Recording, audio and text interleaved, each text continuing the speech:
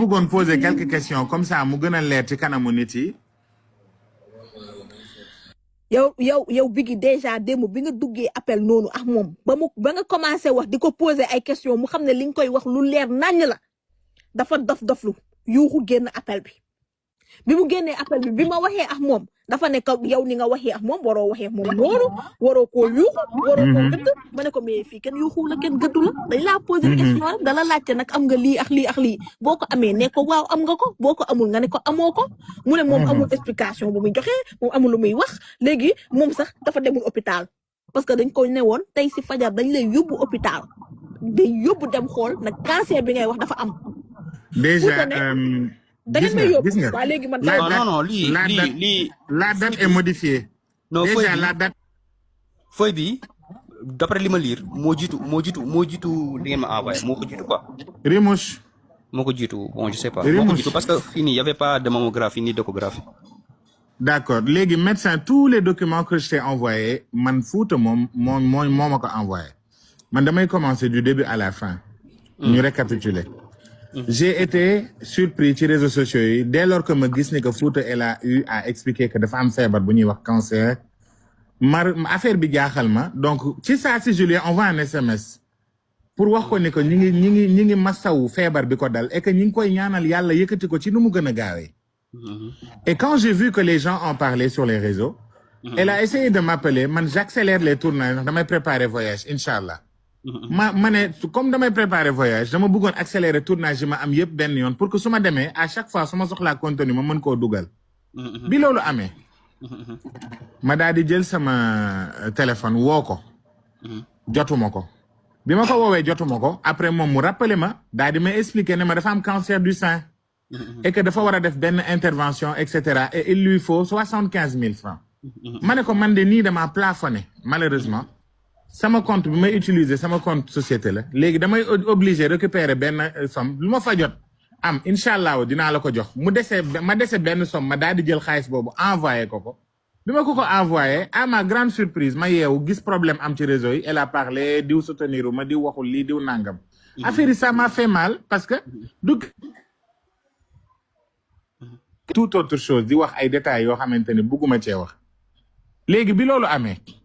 quand le problème bu gën a yokk quoi genre léegi ma obligé ñëw daal di expliquer ne ko ma daal di gis benn vidéo riposte ko ci réseau yi ne ko merci mu daal di may message yi ma wax ay wax yoo xamante ni comprendre ma ko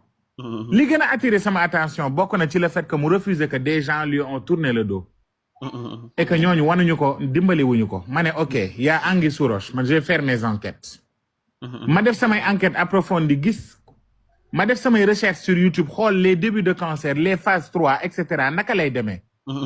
ma xool bu baax a baax lépp loo xamante ni man gis naa ni que carrément lii c'est des choses yoo xamante ni gisuma symptômes yooyu ci kanamam ma daal di xam ni que d'après man li ma jot a xam ma woo maman vulgaire ma ne ko maman mun ma waa ma ne ko reculons lii ma gis je n'ai pas vu benn affaire buy wane ni que kii dafa am cancer. maman ne ma non nangam sangam ma ne ko émotion ngeen di demee. ma daal di message Rimouche ne ko Rimouche soo paree nga woo ma téléphone Rimouche ne ma waaw jour boobu woo ma la lendemain laa gis appel manqué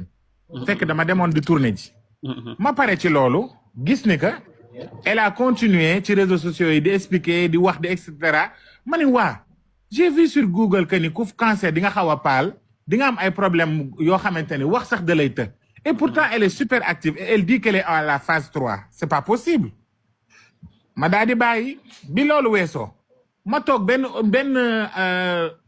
direction autorité woo ma ne ma bonjour monsieur Taw man leen bonjour ñu ne ma est-ce que vous nous confirmez que ni nit ki dafa am cancer ou pas ma ne leen ah bon mu ne man waa ma ne mais c'est pas à moi de confirmer madame je suis désolé mu ne ma luy tax loolu parce que gis nañ ni que intervenir oon nga ci elle a cité votre nom man leen man je ne peux rien garantir tant que gisuma kayit buy certifié que ni elle a bel et bien été reconnue ni que dafa am cancer ma daal di jël sama téléphone woo ma ne ko wax ko mu yónnee la document yi. ñu woo ko pour mu yónnee document mu yónnee ko vidéo. ma woowaat ko ne ko lii nit ki du ko jël parce que ñii ay nit lañ yoo xamante ne ci lu leer la ñuy dox. mu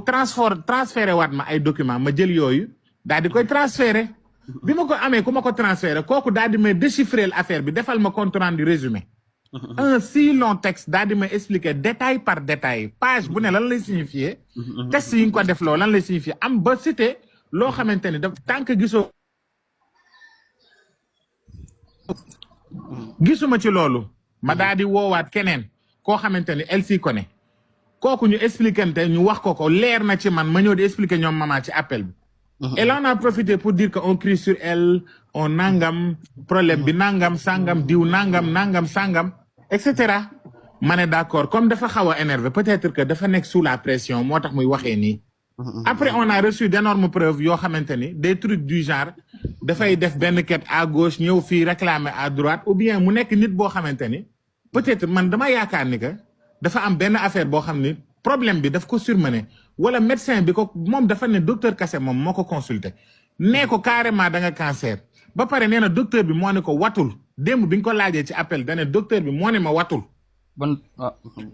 docteur bi Kassé ma ngi nii docteur Abdoul Aziz Kassé chirurgien oncologue centre international de cancérologie léegi doguma la yàlla bu la yàlla donc nee na ma léegi nii normalement yow ak Maman Vulgaire da ngeen waroon a ñëw jël si ko tey pour ngeen ànd xaw ma si benn parce que elle sait que aujourd'hui benn professeur demul di liggéey le week-end les professeurs et les médecins yi nga xamante ne dañuy liggéey ils travaillent du lundi au vendredi sauf en cas d'urgence wala ñu nekk ci benn clinique yaa ngi dégg léegi nag les médecins ñoom seeni bët lañ yor ak seeni big ak feuille ak seeni cachet on a envoyé ça à des professeurs et des médecins qui nous ont certifié li médecin bi wax même chose lañ ñu expliquer ni ñu que ni c'est pas avéré que dafa am cancer dañ ko sant mu def ay test parce que dafa am genre abcès ci weenam wala mu am genre kyste wala mu am problème boo xamante ne mën nañ koo faj rapidement professeurs yi nañ ko defal traitement ou bien intervention yi ñu ko war a defal facture bi 700 et quelques mille la élevé lii kay leer na ni ndox yow yaa ngi doon gàngone ne xëy na da nga tiit ne que cancer nga am ñu ñëw ne la amoo cancer nga forcé ne par la force ne que am naa cancer loolu lu ma ci man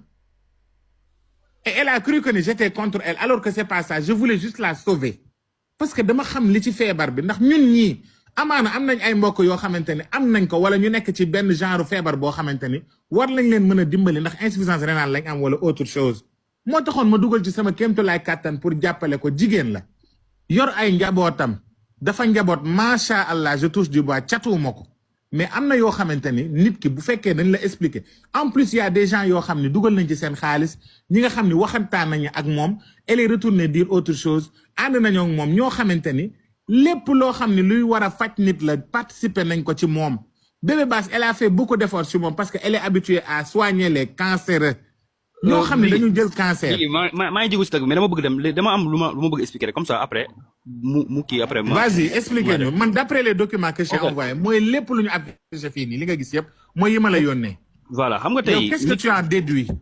non lii du cancer lii sa montré wul cancer lii montré wul cancer léegi dafa am benn affaire bu am en fait échographie mammaire boo ko defee échographie mammaire soo ko defee ba mu orienté la ne la ah lii de njort nañ nangam ak nangam ak nangam léegi nag bii dañoo njort ne papillome xam nga tey ji ay adénofibrome ay papillome ay kyste yooyu du ay cancer comprends nga léegi papillome boobu ñu def point d'interrogation maanaam dañu lay wax ne sax maanaam lii maanaam dañuy njort ne mën na nekk papillome dañuy njort maanaam xamaguñ exactement ba xam sax est-ce que papillome la parce que papillome nekkul tumeur maligne quoi tumeur bénigne la boo déggee tumeur maligne wala bénigne mooy bi nga xamante ni boobu bu baax bi la quoi boobu amul problème maligne mooy bu bon bi léegi déjà papillome lañu bind fii léegi dañ ne discuter l'intérêt d'une biopsie léegi boobaa ñi nga xamante ñoo yor dossier bi dañuy toog waxtaan ñu ne lan moo tax ñu war dem biopsie ñu ne kii ne bi ma defee examen clinique bi de gis naa ne am na ay càkkaar am na ay nangam te boo xoolee der bi sax def na xaw na nduroog peau d'orange affaire yooyu ween bi génne na ay liquide genre affaire yooyu yëpp ñu ne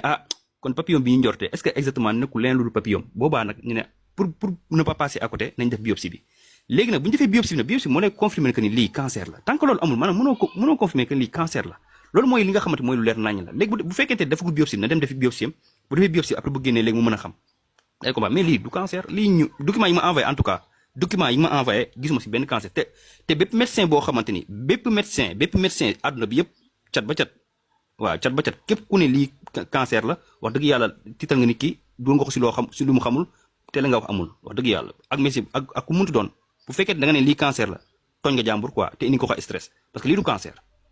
document yi ma envoyé wanewul cancer document yi ma envoyé wanewul cancer document yi ma envoyé